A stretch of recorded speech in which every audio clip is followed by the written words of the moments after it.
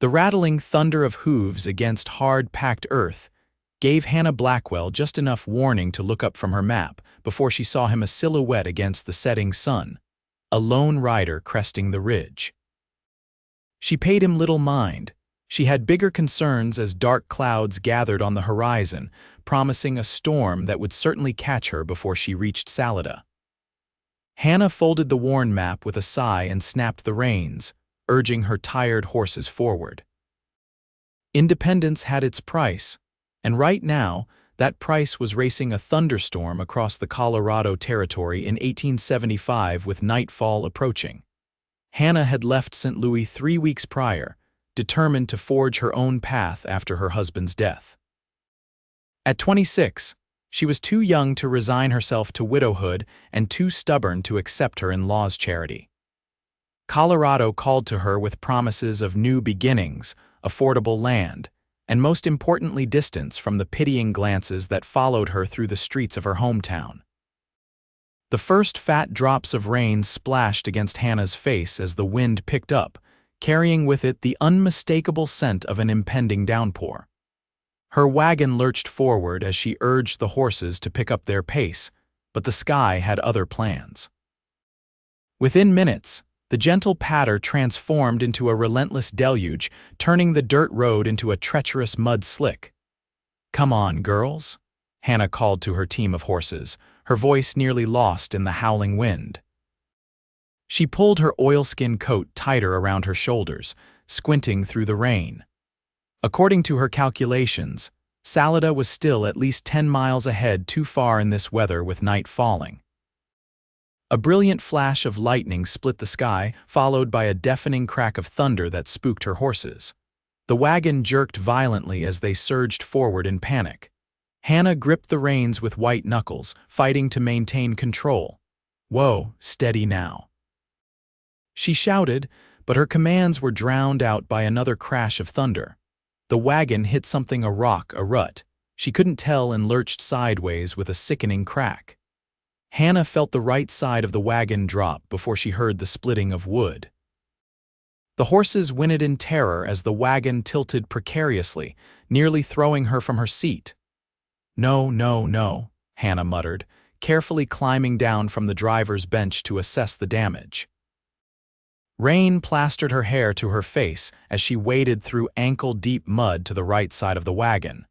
The sight made her heart sink. The wheel had not merely come loose, it had split completely, with several spokes snapped clean through. The wagon listed heavily to one side, its contents shifting dangerously. Hannah pressed her palm against the soaked wood, fighting back tears of frustration. This was a catastrophe she couldn't fix on her own, not in this weather, not with night approaching. "You've gotten yourself into a fine mess, Hannah Blackwell," she said aloud, her voice steady despite the panic rising in her chest. She needed to unhitch the horses, set up some kind of shelter, and wait out the storm. In the morning, perhaps she could need some help, madam. Hannah whirled around, nearly losing her footing in the mud. The rider she'd seen earlier sat atop a chestnut stallion just yards away, water streaming off the brim of his hat. In the dim light, she could make out broad shoulders and a strong jawline partially hidden by a short beard. His eyes, though shadowed by his hat, assessed her situation with a practiced gaze. "I'm fine, thank you," Hannah replied automatically, years of caution making her wary of strangers, especially men she encountered alone on the trail.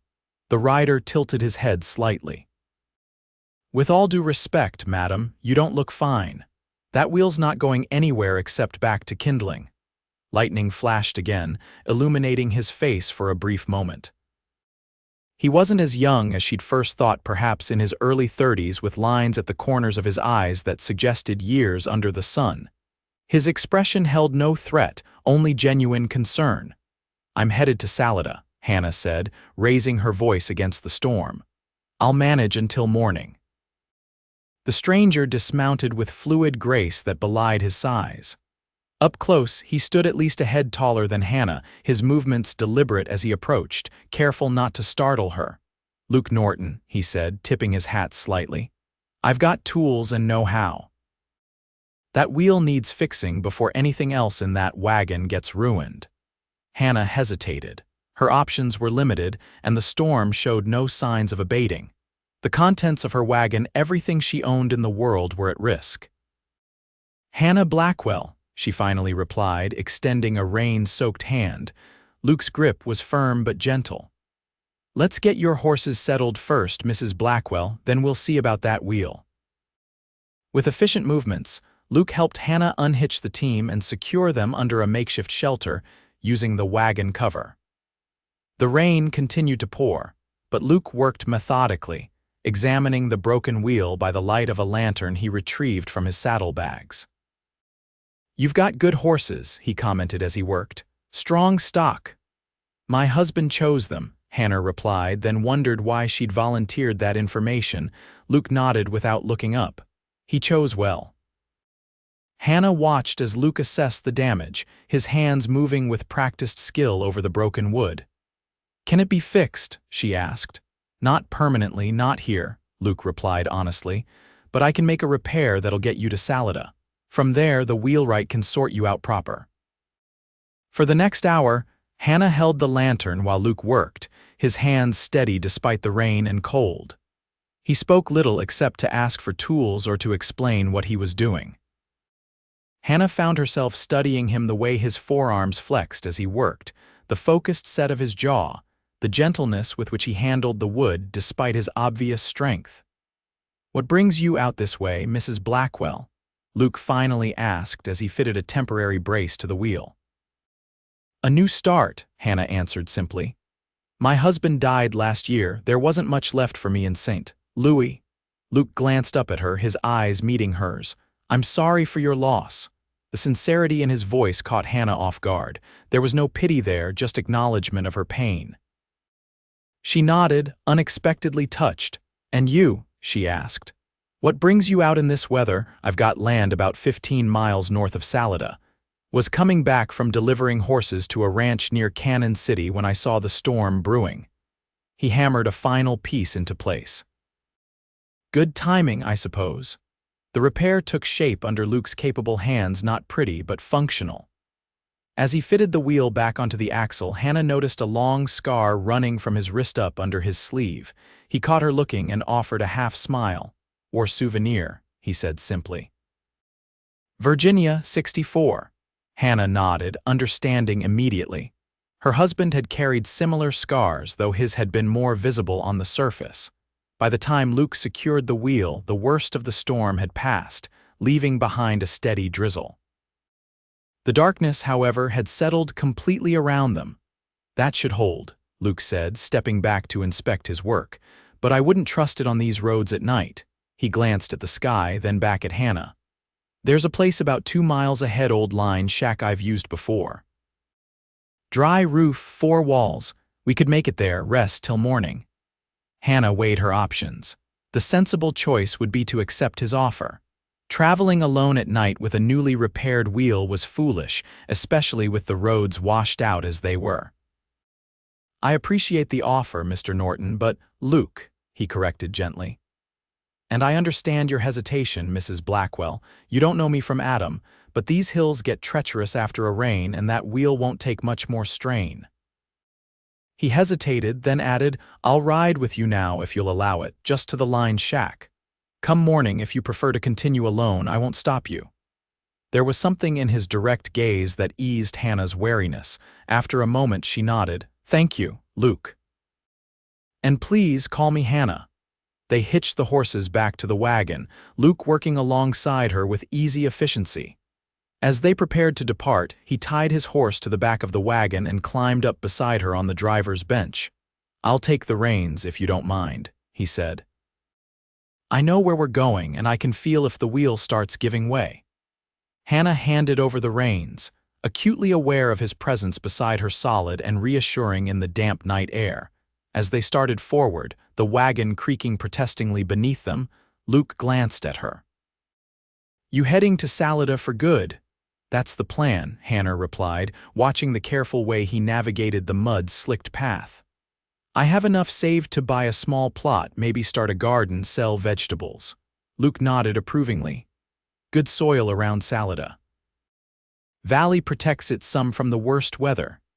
He guided the horses around a washed-out section of road. You've got family there? No, Hannah said, suddenly aware of how alone she truly was.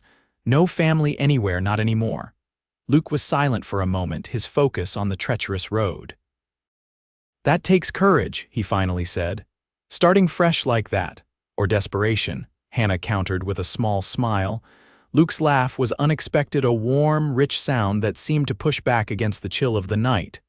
Sometimes they're the same thing. The lined shack appeared just as Luke had described, a simple wooden structure nestled against a stand of pine trees. It wasn't much, but after hours in the rain, it looked like a palace to Hannah's tired eyes. Luke helped her down from the wagon, his hand steady under her elbow. Let me check inside first, he said, drawing a revolver from his belt. Hannah waited, watching as he disappeared into the darkness of the shack, only to emerge moments later. All clear, he announced. Just some dust and a few spiders to contend with. Together they unloaded what they needed for the night: Hannah's bedroll, some food supplies, and Luke's saddlebags.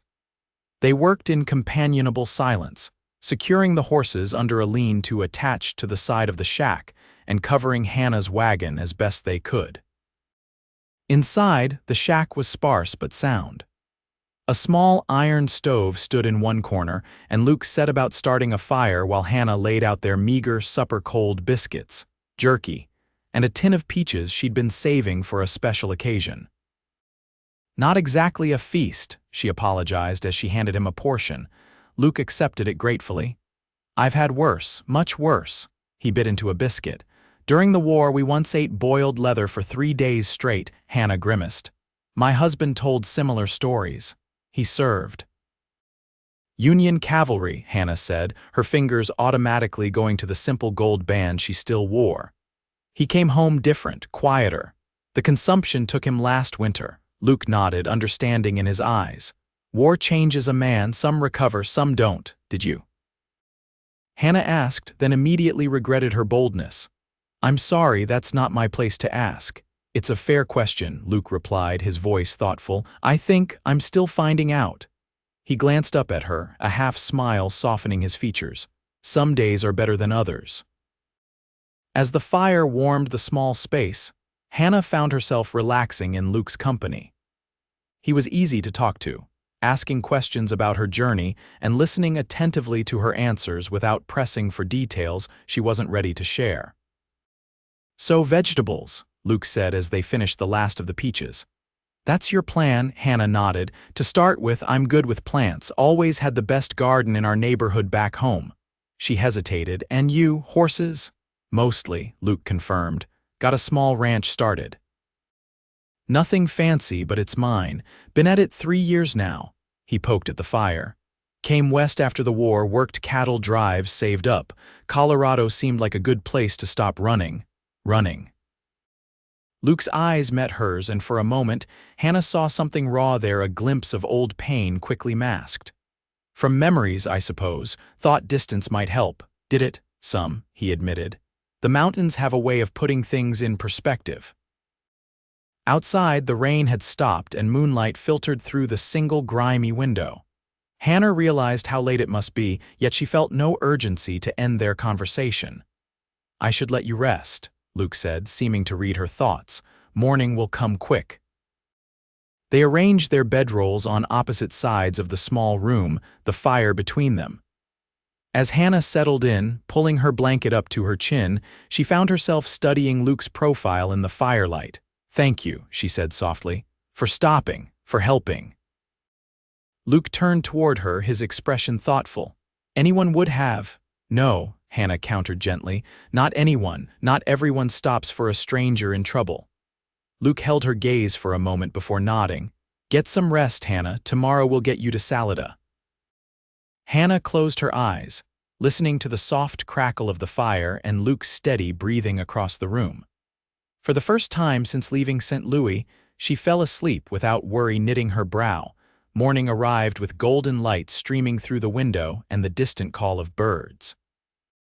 Hannah woke to find Luke already up, tending to the horses. She quickly tidied herself as best she could, pinning up her hair and smoothing down her travel-worn dress. When she stepped outside, Luke greeted her with a nod and a cup of coffee. "Hope you don't mind." "Found some grounds in your supplies." "Not at all," Hannah said, gratefully accepting the steaming cup. "Thank you." They broke their fast with the last of Hannah's biscuits, sitting on the small porch of the lined shack as the sun rose higher in the sky. The landscape around them had been transformed overnight. What had been treacherous darkness was now rolling hills dotted with pine trees, the distant peaks of mountains visible against a clear blue sky. "It's beautiful," Hannah murmured, taking in the view. "It is," Luke agreed, though when Hannah glanced over, she found him looking at her rather than the scenery. He quickly averted his gaze. "We should reach Salida by midday if we leave soon." The journey resumed with Luke again taking the reins, carefully navigating the wagon along the still muddy road. His repair held, though occasionally the wheel made worrying sounds as it hit particularly rough patches. As they traveled, Hannah found herself studying the land with new eyes, noticing the quality of the soil, the availability of water, the lay of the land. Her plans, which had seemed so abstract in St. Louis, began to take concrete form in her mind. "What do you think of that area?" Hannah asked, pointing to a gentle slope near a small creek they passed. Luke assessed it with a practiced eye. "Good drainage, close to water without being in danger of flooding. South-facing slope would be good for your garden." He glanced at her with approval. "You've got a good eye." "My father taught me," Hannah explained. "Before he died, he managed a large farm in Kentucky, said understanding the land was more important than understanding money." "Smart man," Luke commented. "Money comes and goes, land endures." Around midday, as Luke had predicted, they crested a hill and Salida came into view below them, a bustling town nestled in a broad valley, the Arkansas River winding alongside it like a silver ribbon. Hannah felt a flutter of both excitement and apprehension. This was the destination she'd been traveling toward for weeks, the place she hoped to call home. "It's bigger than I expected," she admitted. "Growing fast," Luke agreed. "The railroad came through a few years back, changed everything." He pointed toward the southern edge of town. "Wheelwright's down that way. We should head there first, get that wheel properly fixed." Hannah nodded, suddenly reluctant for their journey to end. In the short time she'd known Luke Norton, she'd come to appreciate his steady presence, his quiet competence. The prospect of facing Salida alone seemed more daunting now than it had before their paths crossed. They made their way into town, drawing curious glances from passers-by. Salida was clearly a place where newcomers were noticed, especially a woman driving a wagon with a tall, bearded man at her side. The wheelwright, a burly man named Ferguson, examined Luke's handiwork with grudging respect. "Nice job for trail repairs," he admitted. "But you'll need a proper wheel if you're planning to use this wagon regular-like." "How long will it take?" Hannah asked, mentally calculating her dwindling funds. 2 days, maybe 3, Ferguson replied, running his hand along the damaged wood. "Got a few jobs ahead of yours." Hannah bit her lip. "Is there somewhere I can stay in the meantime?" "Widow Johnson takes boarders," Ferguson suggested. 2 blocks down, white house with blue trim, reasonable rates, decent meals." As they left the wheelwright's shop, Luke cleared his throat. "I should be getting back to my place," he said, though he made no move to untie his horse from the wagon. Hannah felt a surprising pang of disappointment. "Of course. You've already done more than enough." Luke shuffled his feet, uncharacteristically hesitant. "I could show you around a bit first, if you'd like, help you get situated at the boarding house." Hannah found herself smiling. "I'd appreciate that." The rest of the afternoon passed in a blur of introductions and arrangements. Luke seemed to know everyone in Salida, and doors opened more readily with him at Hannah's side. Widow Johnson did indeed have a room available, small but clean, with a window overlooking her well-tended garden. "Just temporary," Hannah explained as she paid for a week's lodging. "Until I find a place of my own. Land agent's office is down by the bank," Luke told her as they walked back to collect her essential belongings from the wagon. "Fellow named Hargreaves, honest enough though he drives a hard bargain." Hannah glanced at him. "You seem to know a lot about Salida for someone who lives 15 miles out." Luke shrugged. "I come in for supplies every few weeks. Small town, you get to know people." As they transferred Hannah's trunk and a few other necessities to her room, Hannah found herself wondering what would happen next. Luke had fulfilled his promise. He'd helped her to Salida, ensured her wheel would be fixed, even helped her find lodging. There was no reason for him to remain. "Well," Luke said as they stood outside the boarding house, the awkwardness between them palpable. "I suppose this is where I leave you."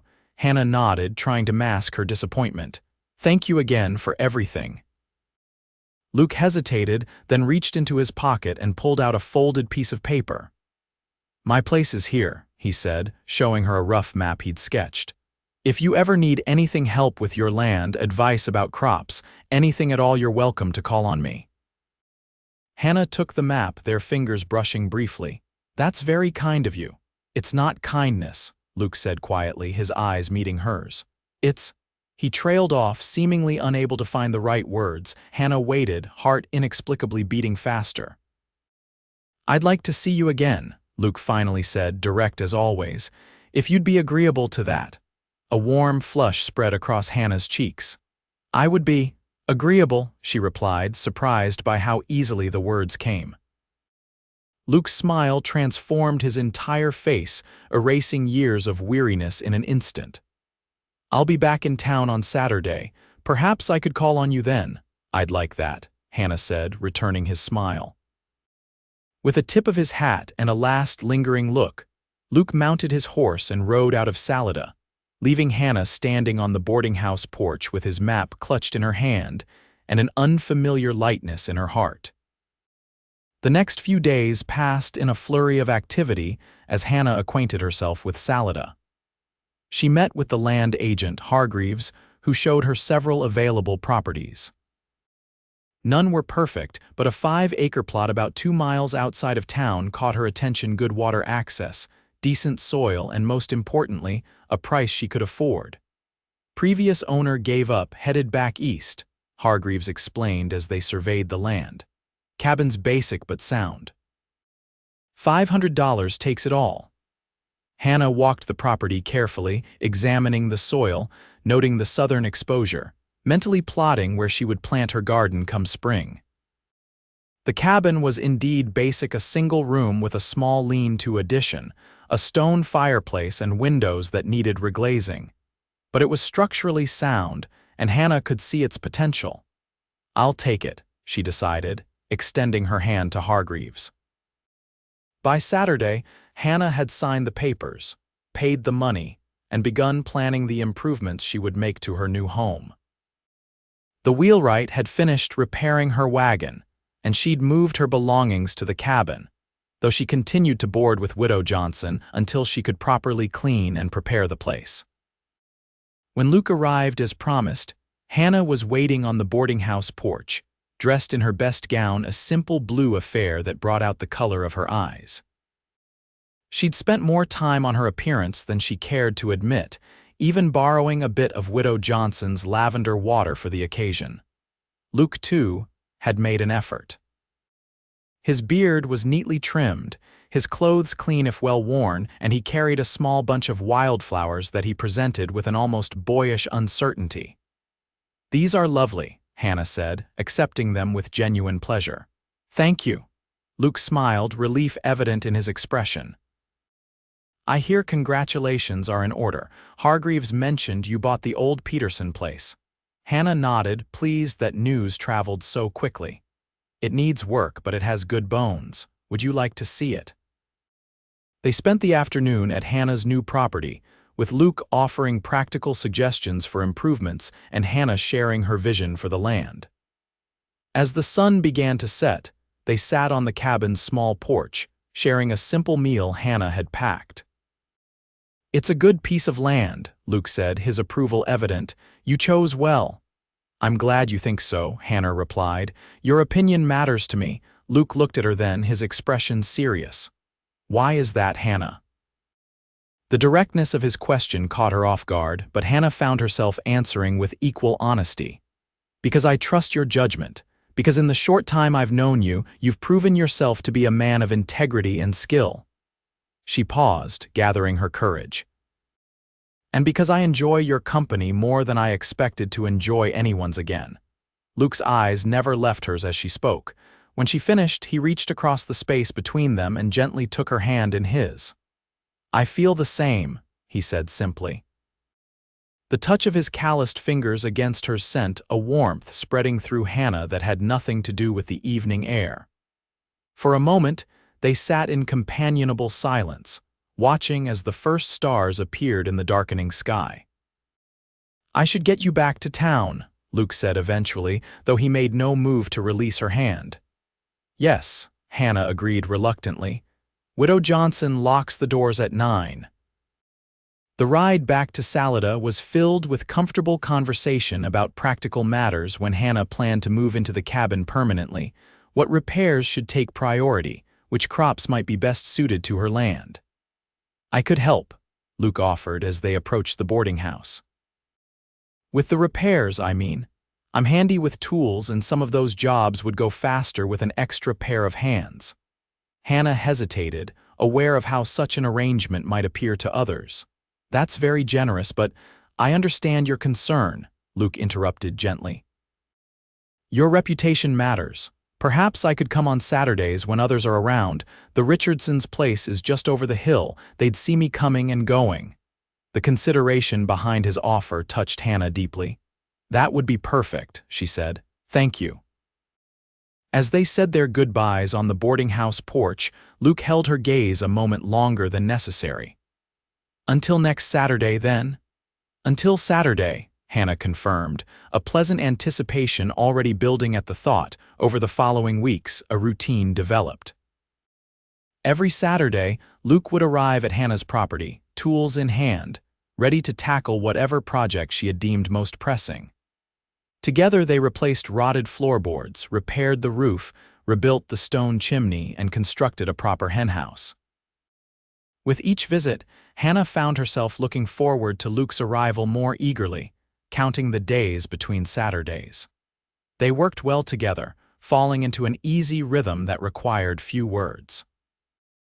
In the quiet moments, during shared meals or rest breaks, they exchanged stories of their lives before Colorado.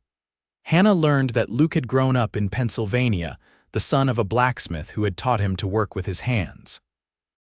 He joined the Union Army at 19, survived 4 brutal years of war, and wandered westward afterward, unable to settle back into civilian life in his hometown.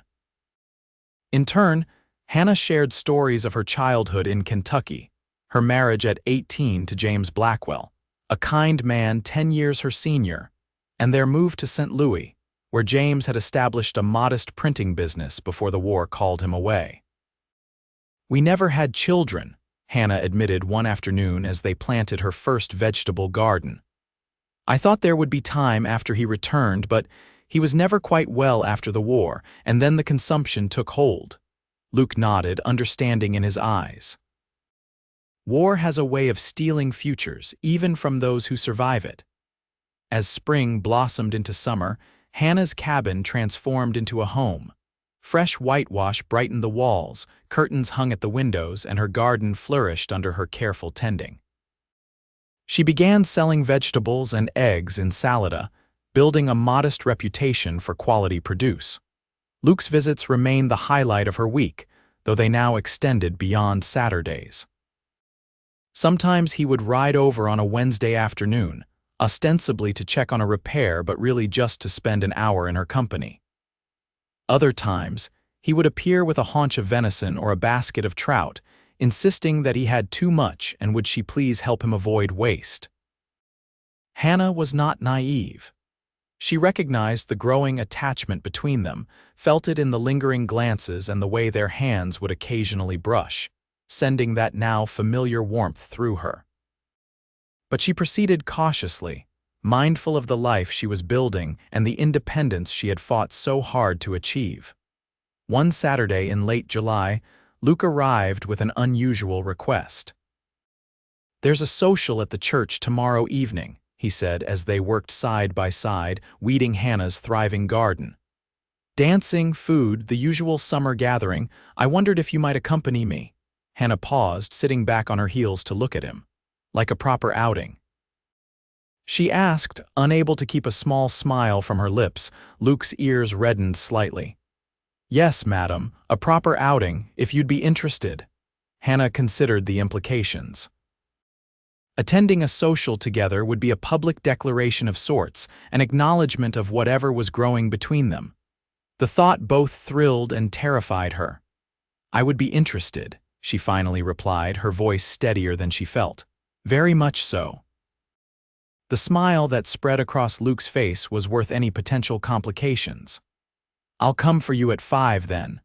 Wear something pretty, though you always look pretty to me," he added, the compliment delivered with such earnest sincerity that Hannah felt her cheeks flush with pleasure. That evening, after Luke had departed, Hannah stood before the small mirror in her cabin, studying her reflection. At 26, she was no longer the fresh-faced girl who had married James, but neither was she the hollow-eyed widow who had left St. Louis. Colorado had been good for her, the clean mountain air, the physical work, the sense of purpose, and it showed in the healthy color of her cheeks and the light that had returned to her eyes. The social was everything a small town gathering should be: lively, warm, and filled with good food and better conversation. Luke arrived at Hannah's cabin precisely at 5, wearing a clean shirt and his least worn trousers, his hair slicked back with water and his beard neatly trimmed. Hannah had chosen her best dress for the occasion, a soft green calico that she had carefully altered to accommodate current fashions. "You look beautiful," Luke said simply as she opened the door. Hannah felt a flutter in her chest at his words. "Thank you. You look quite handsome yourself." The church hall was decorated with summer wildflowers, tables laden with food prepared by the women of the congregation, and a small band of local musicians providing lively tunes. Hannah knew some of the townsfolk now from her weekly trips to sell her produce, but many were still strangers. Luke, however, seemed to know everyone, and he guided Hannah through the crowd with a gentle hand at the small of her back, introducing her to those she hadn't yet met. "Miss Hannah's got the best tomatoes in the county," he told Mrs. Patterson, the minister's wife. "And you should taste her pickled beans." Hannah felt a warm glow at his praise, especially when Mrs. Patterson nodded enthusiastically. "I bought some last week. Simply delicious, my dear." As the evening progressed and the music picked up, Luke turned to Hannah with an outstretched hand. "May I have this dance, Miss Hannah?" Hannah hesitated only briefly before placing her hand in his. "I'm afraid I'm out of practice," she admitted as he led her to the dance floor. "That makes 2 of us," Luke replied with a self-deprecating smile, "but I promise not to step on your toes too often." Contrary to his warning, Luke proved to be a competent dancer, guiding Hannah through a lively reel with confidence. His hand at her waist was warm and steady, his eyes never leaving hers as they moved together in time to the music.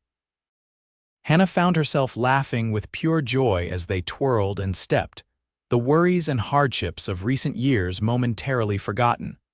They danced 3 more times before taking a break for refreshments, both slightly breathless and smiling like youngsters. As Luke handed Hannah a cup of punch, she noticed several approving glances from the older women of the congregation. "I believe we're causing a stir," she murmured, nodding subtly toward Mrs. Patterson and her circle of friends who were watching them with undisguised interest. Luke followed her gaze and chuckled. "Small towns run on gossip. By tomorrow, half of them will have us engaged and the other half will be planning our wedding." Hannah laughed, but she couldn't help wondering if the idea of marriage was as far-fetched as Luke's joking tone suggested. The thought surprised her. She hadn't considered remarrying, had assumed that chapter of her life was closed. Yet here she was, contemplating the possibility with a man she'd known barely 3 months. As if reading her thoughts, Luke's expression grew more serious. "Let them talk," he said quietly. All that matters is what's true between us." Hannah met his gaze, suddenly aware of how much she had come to care for this steady, gentle man.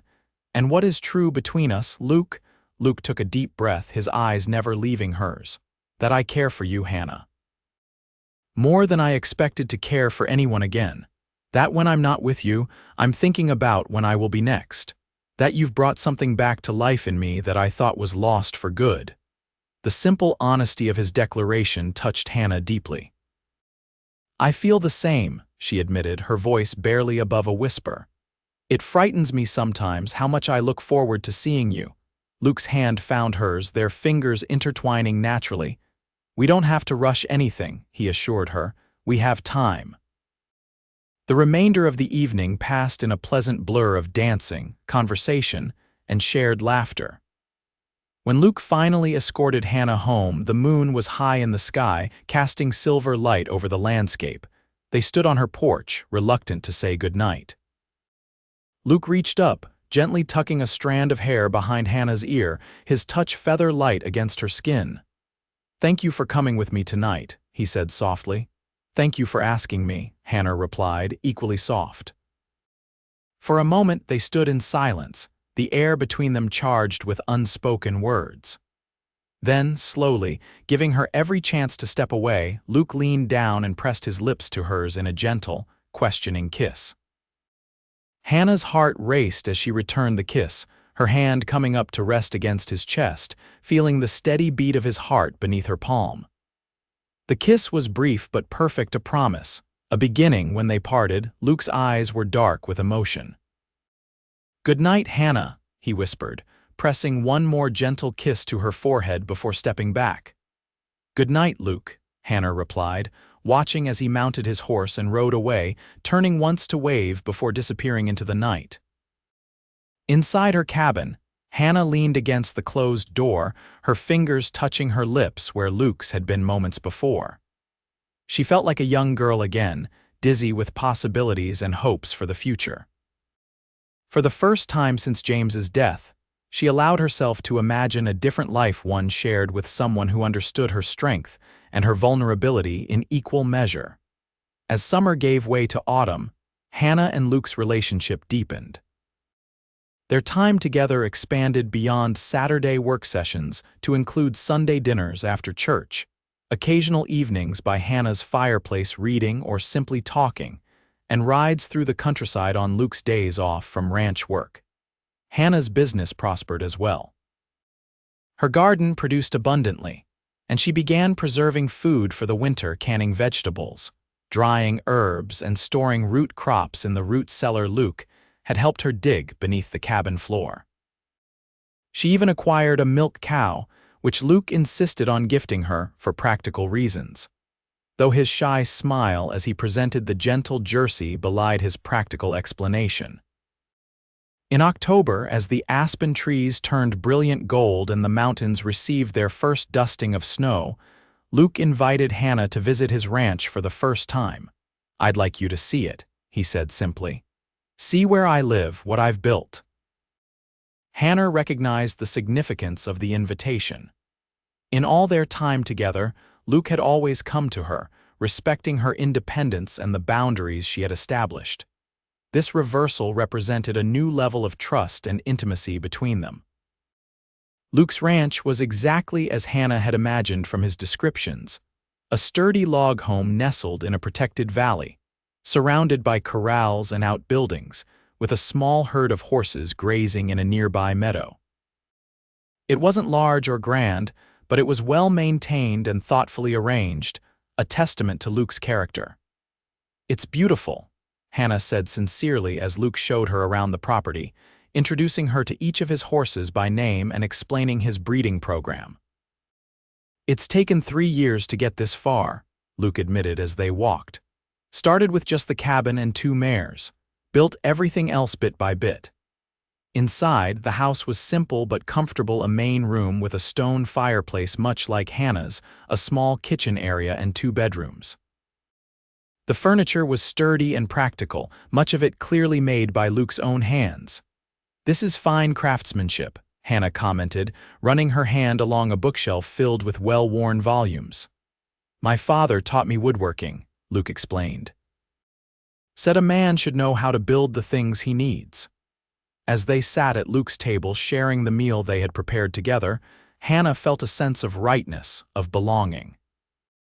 There was an easy domesticity between them that felt natural, as if they had been sharing meals for years rather than months.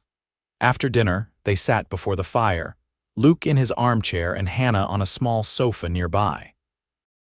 The firelight cast a warm glow over the room, making it feel even more welcoming. "What do you think?" Luke asked after a comfortable silence, his expression uncharacteristically vulnerable. "Of all this, I mean." Hannah understood the question behind his question. "I think you've built something wonderful here, Luke, something to be proud of." Luke nodded, his eyes on the flames. "It's been lonely at times," he admitted. "Worth it, but lonely." Hannah's heart constricted at the quiet confession. She rose from her seat and moved to perch on the arm of his chair, her hand finding his. "I understand that feeling." Luke looked up at her, the firelight reflecting in his eyes. "Do you ever wonder what might have happened if your wagon wheel hadn't broken that night, if I hadn't been riding by?" "I've thought about it," Hannah acknowledged. "But I believe some things are meant to be, even if they arrive in unexpected ways." Luke's hand tightened around hers. "I've never been one for fancy words or grand gestures, Hannah. I'm a simple man with simple offerings.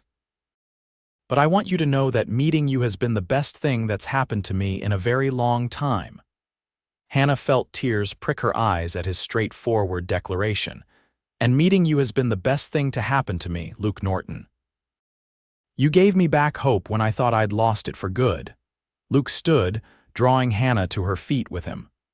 Gently, he cradled her face in his hands, his thumbs brushing away the tears that had escaped despite her best efforts. "I love you, Hannah Blackwell," he said, the words emerging with the same honest directness that characterized everything about him. "I think I started falling in love with you that night in the storm, watching you stand there in the mud, soaked to the skin but still determined to handle things on your own." Hannah's breath caught at his declaration. She had known, of course had seen it in his actions, felt it in his touch, but hearing the words aloud made them real in a way that could not be ignored or misinterpreted. "I love you too," she whispered, the words coming easily now that they had been invited. "More than I thought possible." Their kiss was different this time, deeper, more certain, filled with the promise of shared tomorrows. When they finally parted, both slightly breathless, Luke rested his forehead against hers. "I don't want to rush you," he murmured. "I know you value your independence, the life you've built. But I hope, someday." Hannah placed her fingers gently against his lips, stopping his words. "Ask me," she said softly. "Whatever you want to ask, Luke, just ask." Luke drew back slightly, his eyes searching hers for any sign of hesitation or doubt. Finding none, he took a deep breath. "Will you marry me, Hannah?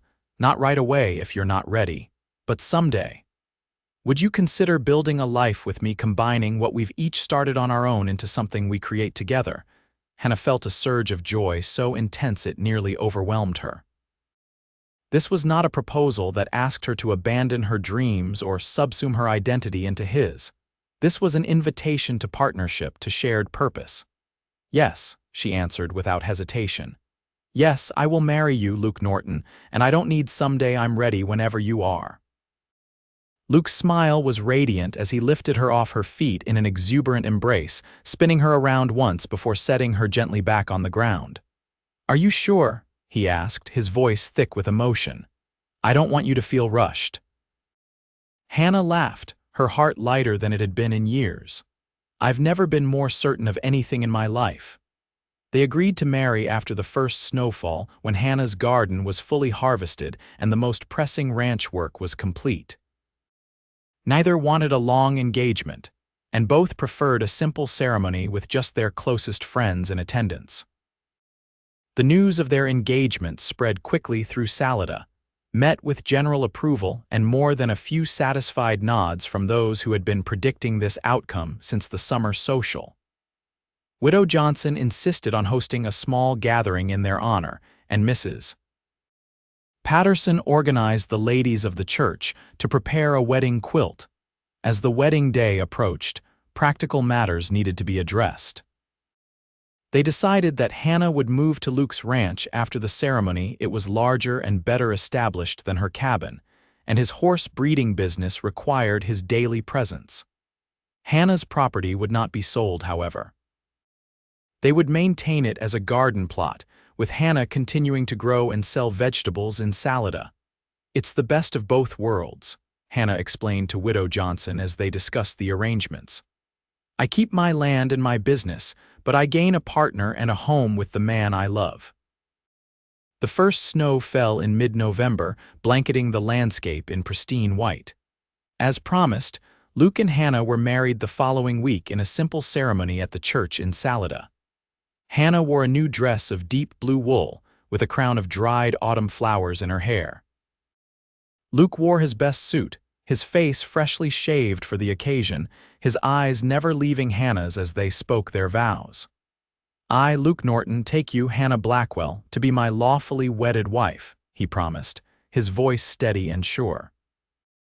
"To have and to hold from this day forward, for better, for worse, for richer, for poorer, in sickness and in health, to love and to cherish, till death do us part." Hannah repeated the vows with equal conviction, her heart full to bursting as she pledged herself to this man who had quite literally appeared on her horizon when she needed him most. The small reception afterward was warm and joyful, with food and music and well wishes from their friends. As the evening drew to a close, Luke and Hannah departed for the ranch, their home now, a symbol of their shared future. That night, as snow fell gently outside the bedroom window, Luke and Hannah discovered each other in new ways, their love expressed physically in a union as natural and right as their emotional connection had been from the start. In Luke's arms, Hannah found passion she had thought lost forever, and in Hannah's embrace, Luke found the peace that had eluded him since the war. "I never thought I'd find this again," Hannah whispered in the darkness, her head resting on Luke's chest, his heartbeat steady beneath her ear. "This feeling of belonging, of coming home," Luke's arms tightened around her. "For me, it's the first time," he admitted softly. "I've had houses, places I've stayed, but this is the first time anything has truly felt like home." Winter settled over Colorado, bringing short days and long, cold nights. But inside their ranch house, Luke and Hannah created warmth and light, establishing routines and traditions that would carry them through the seasons. They read aloud to each other in the evenings, played chess by the fire, planned improvements to both the ranch and Hannah's garden plot for the spring. They were not without challenges. Their first significant disagreement came when Luke, concerned about Hannah traveling alone during winter, suggested she wait until spring to resume her trips to town to sell preserved goods. "I've been managing on my own for quite some time, Luke," Hannah reminded him, a hint of steel in her voice.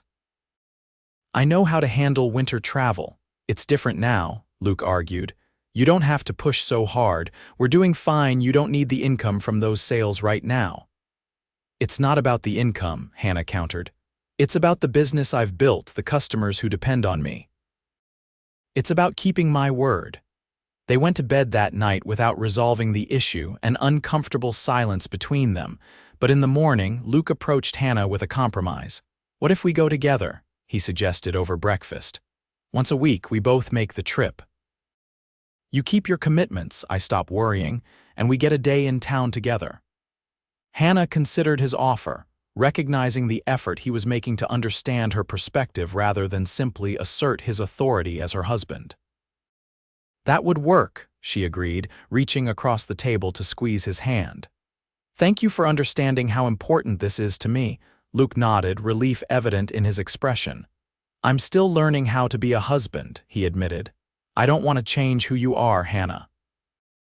Your independence, your determination, they're part of why I love you."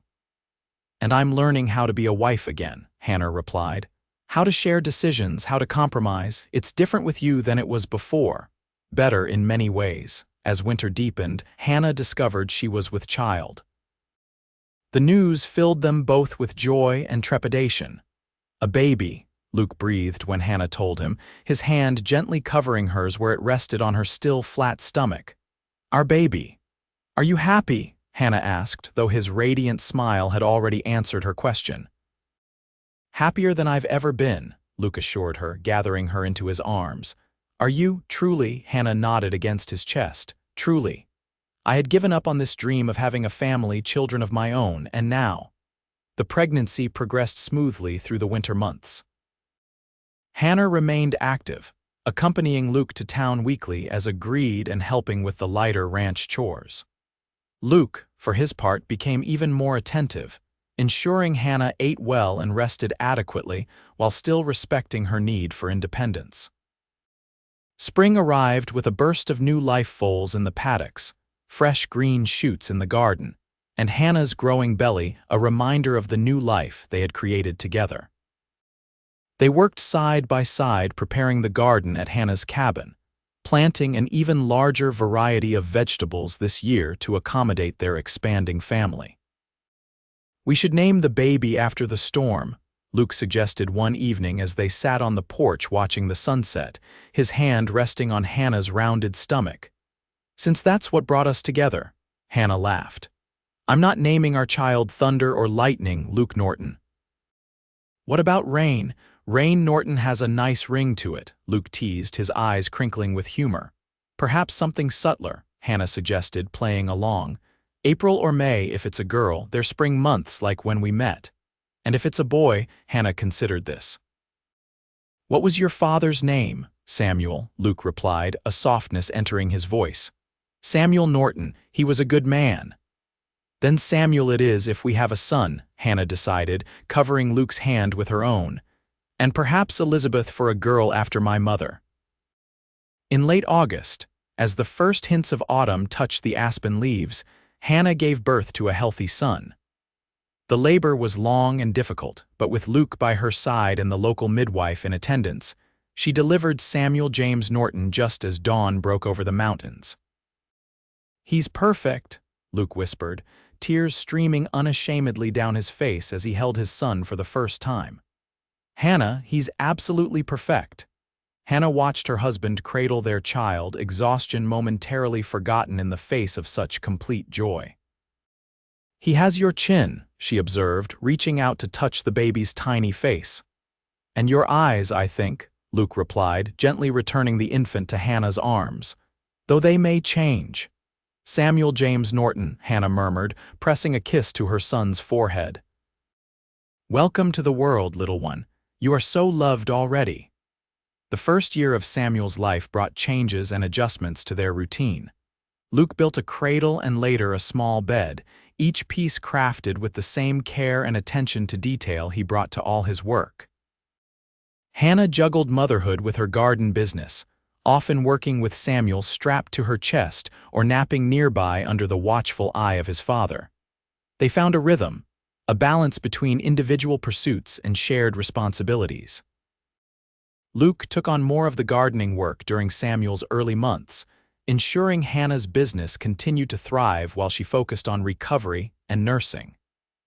Hannah, in turn, managed household affairs efficiently, creating a warm and loving environment for their growing family. As Samuel grew from infant to toddler, his personality emerged curious like his mother, steady like his father, with a laugh that could light up the darkest day. He became a fixture at the ranch, trailing after Luke as he tended the horses, helping Hannah in the garden by digging small holes with his toy shovel. On the eve of Samuel's second birthday, as they sat on the porch watching their son play in the yard, Luke turned to Hannah with a thoughtful expression. "Do you ever think about that night?" he asked. "When your wagon wheel broke in the storm," Hannah smiled, leaning against his shoulder. "Often." "It was the luckiest broken wheel in history, I think." Luke chuckled, wrapping his arm around her shoulders. "I was riding back from a failed deal, was supposed to sell 2 horses to a rancher near Cannon City, but he changed his mind at the last minute. I was in a foul mood, thinking about the wasted trip when I saw your wagon. So if the deal had gone through," Hannah mused, "I might have taken a different route home or left earlier before the storm," Luke acknowledged. might never have seen you at all." Hannah shuddered slightly at the thought. "I prefer not to think about that possibility." Luke pressed a kiss to her temple. "Me either. I'm just grateful every day that I was there, that I stopped, that you let me help you." "I'm grateful too," Hannah replied softly. "For the broken wheel, for the storm, for your skills with repairs, for everything that brought us together." They sat in companionable silence for a while, watching Samuel chase a butterfly across the yard, his delighted giggles carrying on the evening breeze. "I've been thinking," Luke said eventually. "Maybe it's time we expanded a bit. The horse business is doing well and your vegetables are in demand all over the county. We could build onto the house, maybe hire some help." Hannah considered the suggestion. "What kind of expansion did you have in mind?" "Another bedroom for starters," Luke replied, a hint of mischief in his voice. "Samuel might appreciate a sibling or two someday." Hannah laughed, nudging him playfully. "Is that so?" "Only if you want it to," Luke assured her quickly. "I'm happy with our family just as it is, but I thought, maybe." Hannah turned in his arms, meeting his gaze directly. "I would love more children with you, Luke Norton, and expanding the business makes sense. We're both working at capacity now." The relief and joy in Luke's expression warmed Hannah's heart. 5 years after their marriage, he still looked at her with the same wonder and appreciation as he had that first night in the storm. "I love you, Hannah Norton," he said, using the name she had taken as her own but rarely heard from his lips. "More today than yesterday and not as much as tomorrow." "And I love you," Hannah replied, leaning in to kiss him softly. "My cowboy who fixed my wheel and decided to ride with me." Luke laughed against her lips. "Best decision I ever made."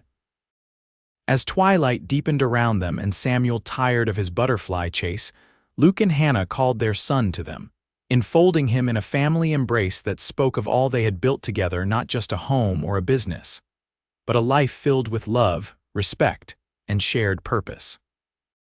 That night, as they lay together in the darkness of their bedroom, Hannah reflected on the journey that had brought her to this moment. From the grief-stricken widow who had left St. Louis with nothing but determination and hope, to the wife, mother, and businesswoman she had become here in Colorado. None of it had been easy, but all of it had been worth it. "What are you thinking about?" Luke murmured, his voice heavy with approaching sleep. "About journeys," Hannah replied softly. "About how sometimes the hardest paths lead to the most beautiful destinations." Luke's arm tightened around her waist, drawing her closer. "Like a broken wagon wheel in a storm, exactly like that," Hannah agreed, settling into his embrace. "Exactly like that." Outside, a gentle rain began to fall, tapping against the roof in a soothing rhythm. But unlike that stormy night years ago, Hannah felt no apprehension, no fear of what might be lost or broken. Instead, she listened to the sound with gratitude, recognizing it as the music that had first accompanied their meeting, the soundtrack to the beginning of their shared story. In the years that followed, the Norton family continued to grow and flourish. Hannah gave birth to a daughter, Elizabeth Rose, 2 years after their conversation on the porch, and later to another son, William Thomas. Their ranch expanded as well, with additional acreage purchased and new structures built to accommodate their growing operations. Hannah's vegetable business evolved into a proper farm, supplying not just Salida, but surrounding communities as well. Luke's reputation as a horse breeder spread throughout Colorado, bringing customers from as far away as Denver and Santa Fe. They faced challenges, of course, harsh winters, economic downturns, illnesses, and the ordinary difficulties of raising 3 spirited children. But they faced each obstacle together, their partnership strengthened by years of mutual respect and unwavering love. And on stormy nights, when thunder rolled across the Colorado sky and rain lashed against the windows of their home, Luke and Hannah would often share a knowing smile, remembering that first fateful meeting when her wagon lost a wheel in the storm. The cowboy fixed it and said, "I'll ride with you now." It was a promise he had kept, through all the seasons of their lives together riding beside her. neither leading nor following, but moving forward as equals on a journey neither could have imagined on that rain-soaked night when chance and circumstance brought them together on a muddy road to Salada.